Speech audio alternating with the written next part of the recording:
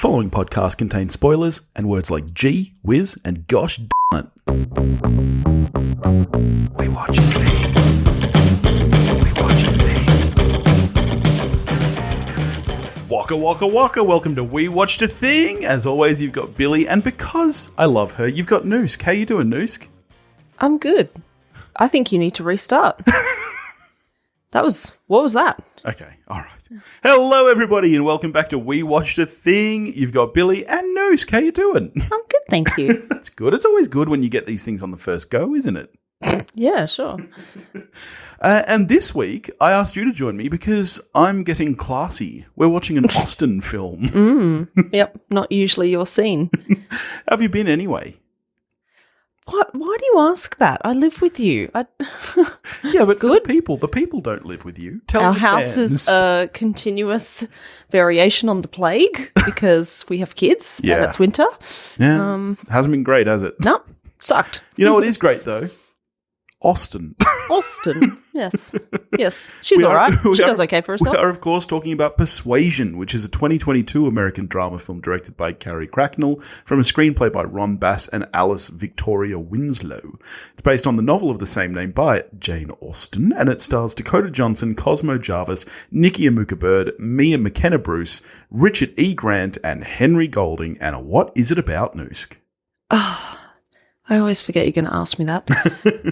It's an Austen film. It's about, About a woman getting married? usually, or unrequited love or, society. Love that still ends in a marriage. Yes, society, politics, etc. Yeah.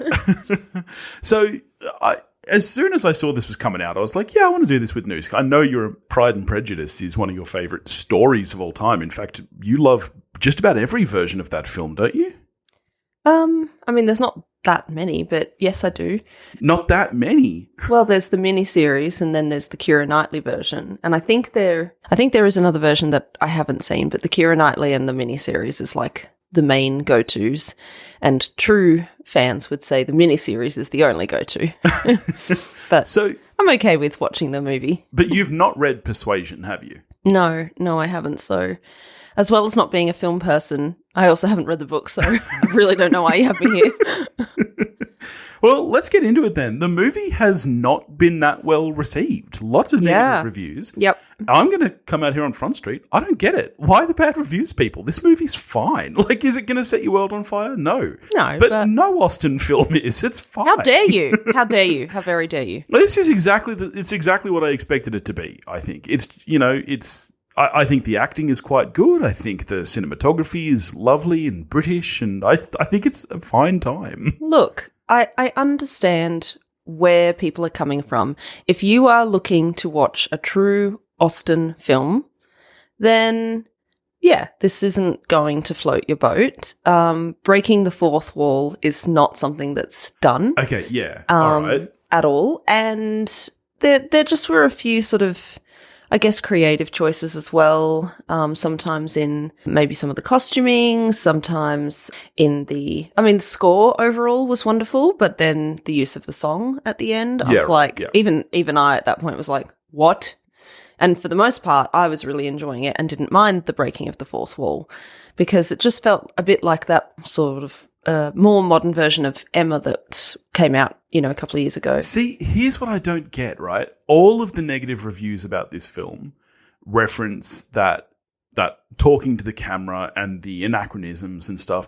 But to me, this was, you just brought it up. I didn't even bring it up yet. This felt very similar to me to last year's adaptation of Emma. Yeah. Where Topher and I famously mainly spoke about Clueless. No, that's not true. That movie was really well received. Was it? Yes. Oh, and that's you why said at the time it wasn't. No, and that's why I kind of feel like this movie's a little bit hard done by. I don't know if it's just because every review I've read has referenced Fleabag.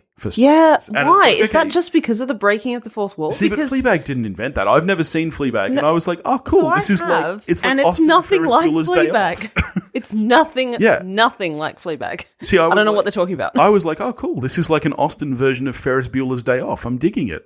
Yes. So I personally actually really enjoyed that stylistic treatment. Yeah, I thought that it added a modern flourish while not modernizing the film. Like, this isn't Baz Luhrmann's Romeo and Juliet. Oh. This is... It's No, still we haven't gone that far. It's still very much a period piece. Oh, yes. Just with enough modern flourishes that the youth of today, I think, can actually watch and enjoy it. Well, that's just it. At some point, these films, based on these books, have to start to reflect modern culture. Well, if you want it to continue to be as big as it can be with, because, like, it's a bit like ballet. I am a total bunhead. I am a complete ballet nut, but it will die out unless it can sort of, become more accessible. And so I think that's what this film was just trying to do, and I really enjoyed it. All right, well, let's get straight into it then. As you said, you haven't read the Austen book. I have not either. In fact, I've never read any Austen. Yeah. I mean, it's highly requires a little bit right? more concentration than, the average book, which is why you don't read it at night after a full day with your children and no sleep ahead of you. You sort of just get through the first page and you're like, yeah, that's enough. It's highly predictable though, right? Like, honestly, I think it was about halfway through when I turned and said to you, is this the same story as Pride and Prejudice? No. Okay, maybe it's not. But once again, you've got two men. One's obviously the nice guy. One's obviously a little bit more kind of brash. It's like, it felt very, very similar to me. I'm like, okay, well, that's the Mr. Wickham. Excuse me, how dare you? I said that's the Mr. Wickham. Like you would know who Mr. Wickham is. Who's Mr. Wickham, Billy? I do know this. He's the one that's not Mr. Darcy. No. Is he Mr. Darcy's friend? No, he's not. He's the Daniel Cleaver of Pride and Prejudice, right? He's like the Hugh Grant in Bridget Jones. Yeah. Yeah. See, I know what I'm doing. No, you don't. Very Cruel Race. No. Okay, well, that's a Bridget Jones reference and not... Can we talk about Bridget Jones instead? Always. We should, I love that we film. should do that sometime. Yeah, we should. I mean, a highly predictable story, but at no point was I not enjoying what was happening on screen. And I think... You and I laughed out loud several times as well. Like that quick wit of, making fun of... like her family members or the family members themselves just being so obviously terrible people that you laugh at them. Like, I don't know. Really enjoyed it. Yeah, I think largely to me the reason this movie worked so well is on the strength of Dakota Johnson. I love She's great. I'm not afraid to say it. I think that there for a long time was a real kind of, not backlash, but when you become associated with a franchise that everybody knows is... Yeah, look at our Pats. But exactly. You can move past it. You can move past it. Yeah, and I've really been enjoying a lot of stuff she's done lately. I loved her in the Suspiria remake, and I loved her in this. She's got such charm and presence that it is hard not to She seems like a fall cool in person. love with her. I've seen her in interviews and stuff, and yeah, I don't know. I dig her. I did wonder, because it is... I say on a podcast, don't quote me on this, but I do feel like the rest of the cast was predominantly British. So I did wonder why the lead was an American doing a British accent when, there's plenty of British ownership of Jane Austen already. I mean, it's one of those and interesting questions. To do the role. I mean, we let Henry Cavill, famously British, play Superman, one of the most American characters ever. Well, I think you just kind of have to go with whoever works for the role. I mean, look, would Michelle Dockery have worked? Sure. Absolutely. But then you're literally just watching Downton Abbey. No, you're not. It's not the same. If you've got Michelle Dockery in there, then you have to get bloody, No, you don't. Dame and her magic up in there. Stop it. I will not continue to do period pieces on here with you if you ruin them. But who else is going to do them with me? Nobody.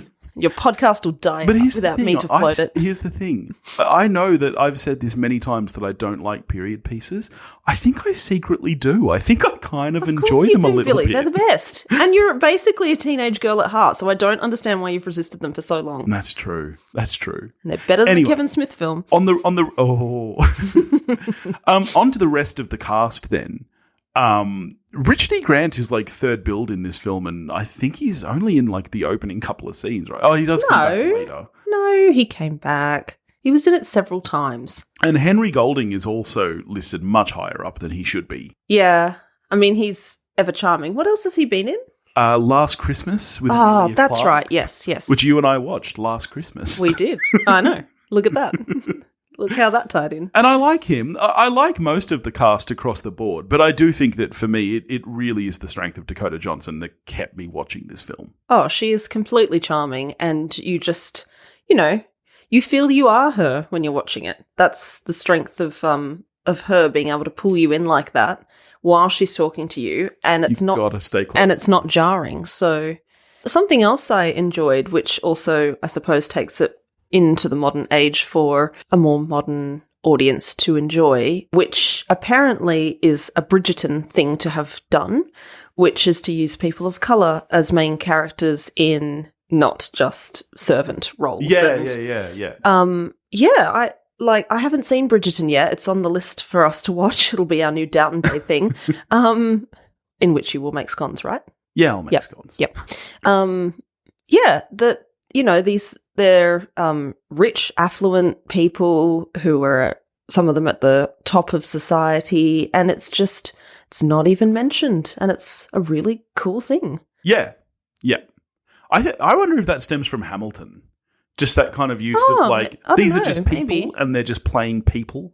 Yeah. And, sure, Alexander Hamilton and Aaron Burr were old, crummy white guys, but it really doesn't matter. It still allows people of colour to take ownership of the history that they existed in as well. Yeah. And yeah.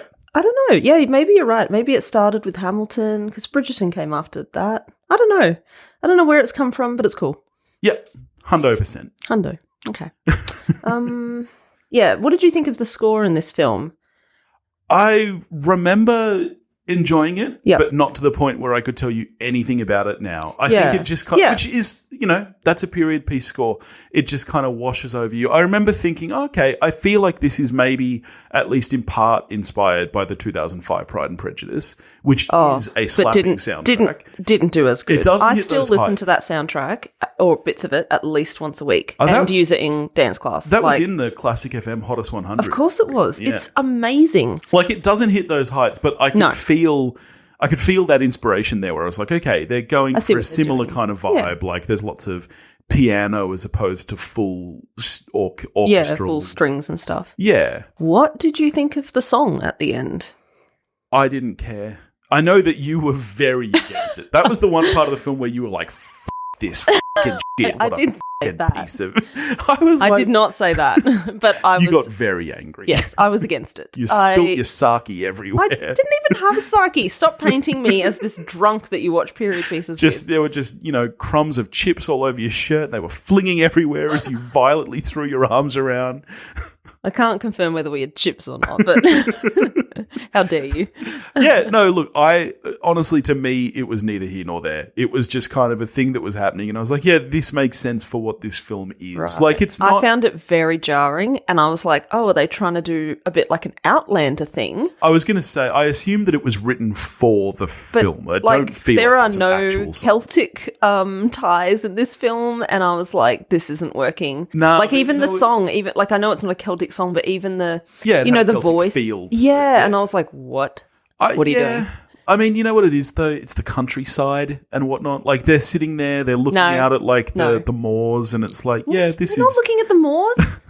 Oh my God, Billy! They were in Bath for most of it. Yeah, Bath.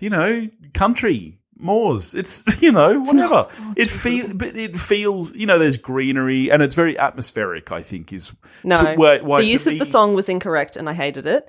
And the other thing I did not like, which again, I haven't read the book, so maybe people will write into you and be like, she's wrong. That is how it is.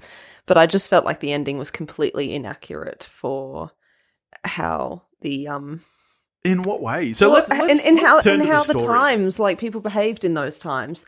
Oh, because she ran up and kissed him open-lipped on the street. Yes, after the Mr. Wickham version, as you said, was already kissing, the marriage he was trying to stop from happening, openly on the street as well, like full snogging. And I was just like, what? And then she's totally fine with that. So then she runs to...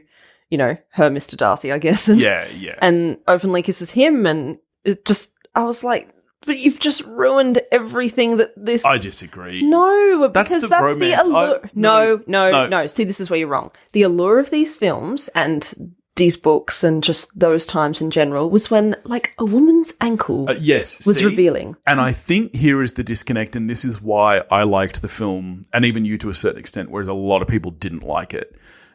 As well as the constant references to Fleabag in the bad reviews, one thing that was brought up a lot is that this characterization of Anne Elliot, she's too witty, she's too clever, she's too smart, she's too funny, all of these things. Whereas in the book... Why is she not in the book? No. Right. In the book, I guess it describes her more as like a bit of a shell of a person. Because of her heartbreak of rejecting him. Yeah. Yeah. And so I think that's why a lot of kind of true Austenites didn't enjoy it. And quite frankly, a bunch of just wankers who like to say, no, it's not the same. Oh my God, stop. You are the very first person to start talking about how The Martian was good, but it's not as good as the book. You love to be that person who's like, it's not really accurate. Oh, no, that's crap. I think it varies. Look at Jurassic Park, for example. Love the book, love the film. The film is completely different than the book, and yet it's like my number 2 favorite film of all time. If those people adore the book and would have been excited to see a film coming out about it, they are allowed to be pissed off that they completely rewrote the character. I get that. But for me, as someone who the same reason I hate the Harry Potter films. Oh, yes, 100%. But for me, as someone who hasn't read the book, I think that's why I liked this film, because I loved her character and I loved her, and I can't imagine. But we haven't read the book. Yeah. Yeah. Let's do that. Let's start a book club. Oh, okay. Yep. Like I haven't got enough to do. Well, audiobook, mate. When do I get to listen to audiobooks? We get in the car and our girls are like, I want Call Me Maybe. I want Party in the USA. And then it's just those 2 songs on repeat until we get to our destination. Oh, man. The other day we were on our way somewhere far. I'll say that. I can't remember where it was, but it was far. Southside. And I let them take turns. Yeah. And yet they both just repeatedly picked fucking Hoedown Throwdown by Miley Cyrus. And that's, oh man, that song grates. Like, I love Miley as much as the next guy, but geez, that's... I think more than the next guy, to be fair. It was not a good time. No. That's my life, Billy. Welcome to stay-at-home parenting. Get on board with it. All right. Sorry, we've digressed. I found some of the costuming at times to be a nice modern flair, a bit like the Anna Taylor-Joy Emma film did. Yeah. Like the striking sort of, mustard gold or emerald greens. Like nothing was overly muted. There was always some, unless the scene needed it to be muted because, she was It's funny. This is conveying her This heartbreak. is probably my favorite. Well, okay. There is something to be said about when a film strives for accuracy. And, there was a lot of talk about this very recently with The Northman, where Robert Eggers went to great lengths for the film to be extremely accurate of the time. To the point where I didn't see it. To the point where he actually had to edit it because test audiences couldn't understand what they were saying because they were What do you mean, the language? Yeah, they were using very authentic Viking language. So they ended up, I don't know if they ADR'd, but they changed a lot of the dialogue to make it more manageable. Like he went to great lengths for the film to be very, very accurate. So yeah, that's probably a good call on his part to edit it then. And there is a lot to be said about the accuracy of something like that. Like I also loved his, he's just the master of that. The Lighthouse was very much the same, where you feel like you're in the 1800s. The one my parents saw, because my mum just likes lighthouses. They are the last people who should have seen that movie. Yeah.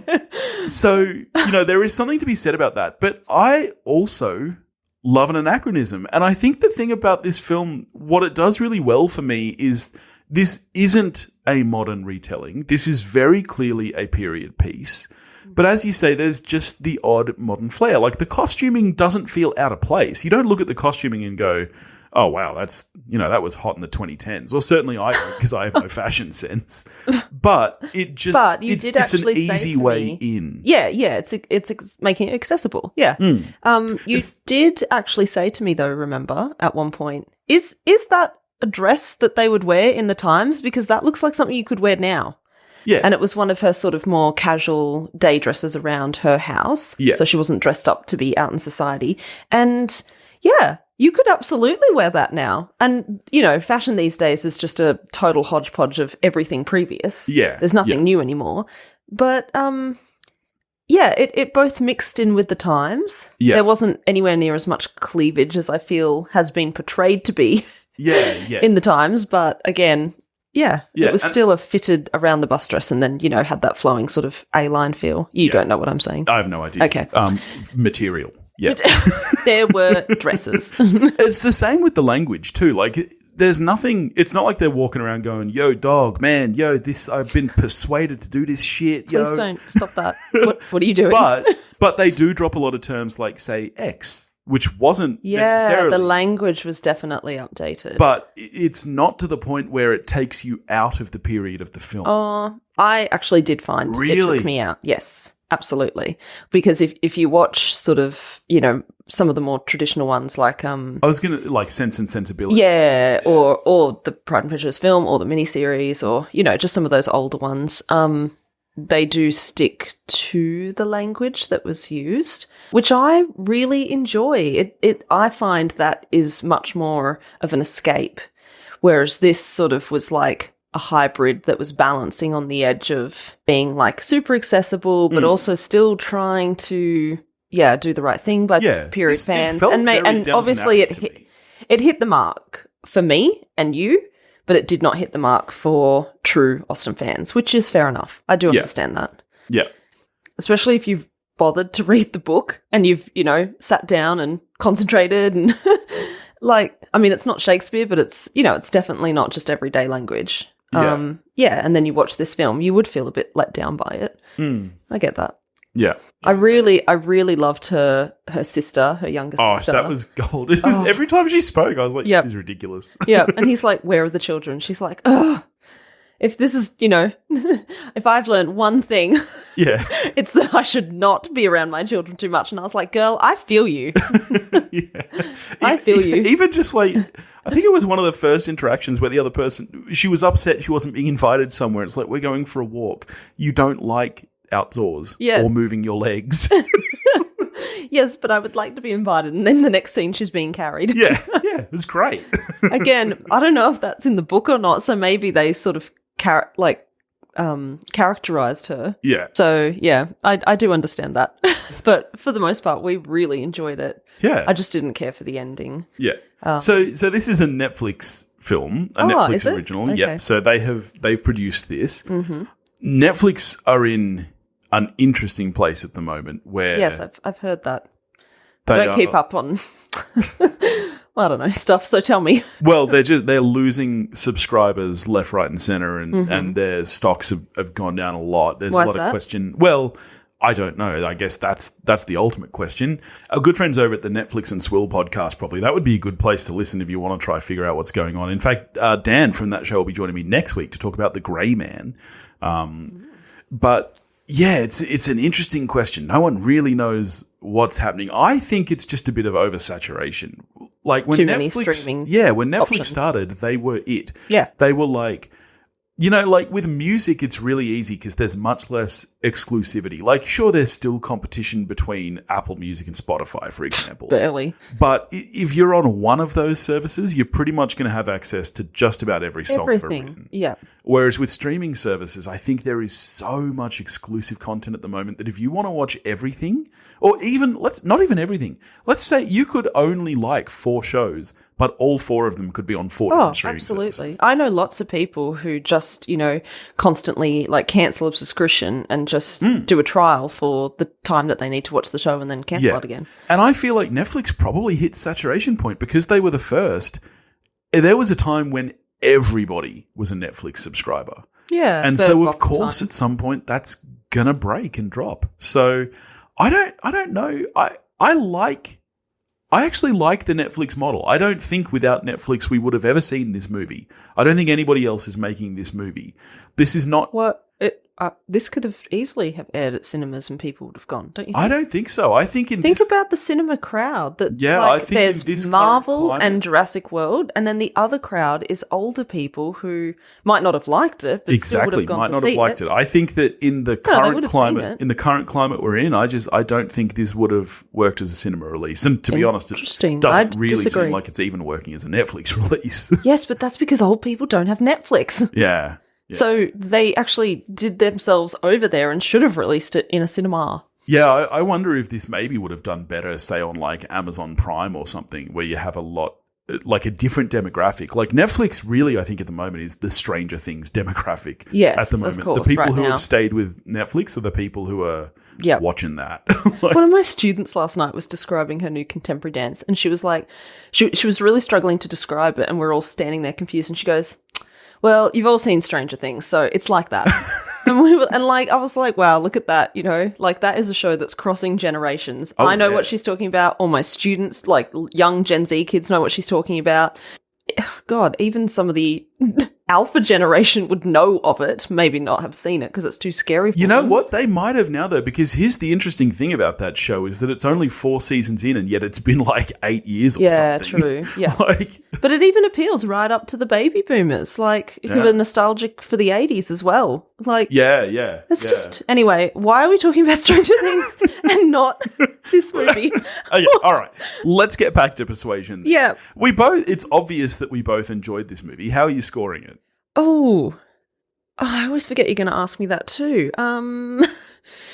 I think it's a 7 out of 10 for me.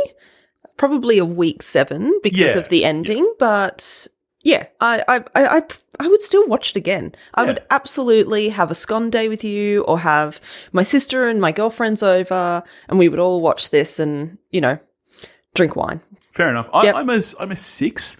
Mainly because I still have that period piece barrier where I still think I know that Jane Austen is a classic, but as much as you can modernize this all you want, I still think it's a weak story.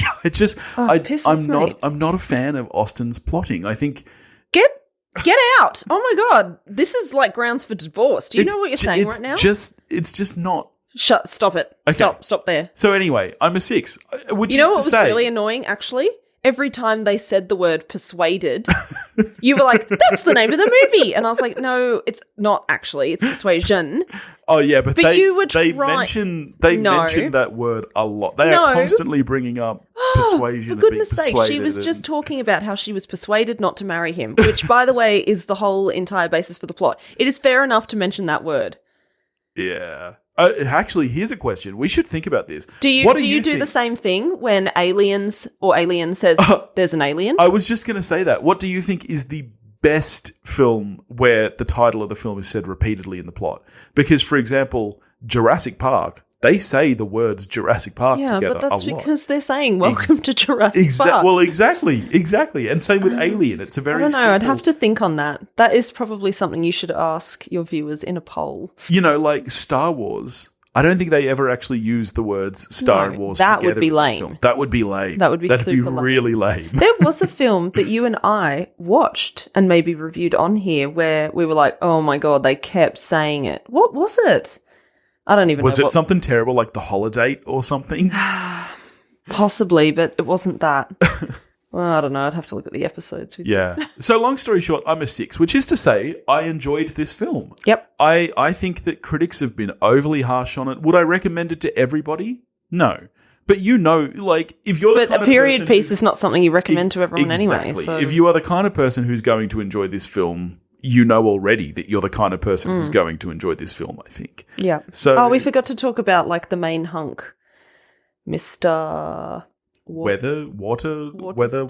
I mean, it's a Jane Austen film. How dare you? Stop it. Also, he was bland AF and I did not care for him. Yeah, you wanted her to go with old mate. Well, no, because I knew that was not going to be the... Okay, no, you're drawing me into territory where I'm going to basically say it was predictable and blah, blah, blah. I'm not interested in that. People should see this film and it's lovely. Anyway, it's a cup of tea film. What I would have liked? If she didn't end up with anybody. Well, yeah, of course, but... Yeah. You know that this Which this kind of plot. I was learning this yesterday actually in uni because I'm studying writing. There are it's debated that some people claim that there are 7 plots and that there are only 7 plots. Oh, right. This kind is specifically called the marriage plot. Yeah. Yeah. Interesting. Yeah. I mean, I disagree with that. I think that there's more than that. But yeah, specifically referred to as the marriage plot. I mean, Hollywood is fast running out of ideas. It's really hard to find an original film these days, so... Well, then you do see a truly original film and a lot of people don't like it. Like what? Like Men. You can't deny that film is original, whether you like it or not. Mother, another one. Yeah, Men freaked me out. I remember you kept turning to me and being like, I'm so sorry. I was like, this is really unpleasant to watch. This is not a cup of tea film. Great date day. It does not feel like a warm cup of tea in me. Well, feels like I've taken cocaine or something, and I'm not happy with how my body feels. Thank you so much for joining me, Noosk. Is there anything you want to plug? Do you want to tell the listeners where to find you? No. If you want to follow me and get weird ballet content, no, I'm not doing that. That's weird. All right, bye. Well, already mentioned, next week I'll be joined by the great Dan from Netflix and Swill to talk about The Grey Man, which I'm very, very curious about. Another Netflix original. And after that, I'm not sure what's happening. So we'll leave it there. Maybe Serial Mum. Oh, yes. With you and me. Let's go record that now. In the meantime, if you want to get in touch with me, you can do that at wewatchedathing.com or wewatchedathing@gmail.com. You can find me on Facebook, Instagram, and Twitter, all under the handle at wewatchedathing. If you want to help support the show, you can do that at patreon.com/wewatchedathing, and I'll catch you next week. I hope I persuaded you to watch this film.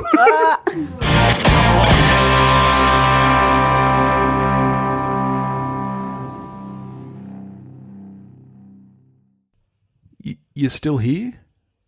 The show's over. Go home. Go. But if you can't get enough of We Watched a Thing, why don't you check out our Patreon page? There's tons of behind-the-scenes content, heaps of bonus episodes. You can get full, unedited videos of each episode recording. You can pick a movie for me to do on the show, or even come and join me while I talk about it. So why don't you head over to patreon.com/wewatchedathing. Go watch a movie.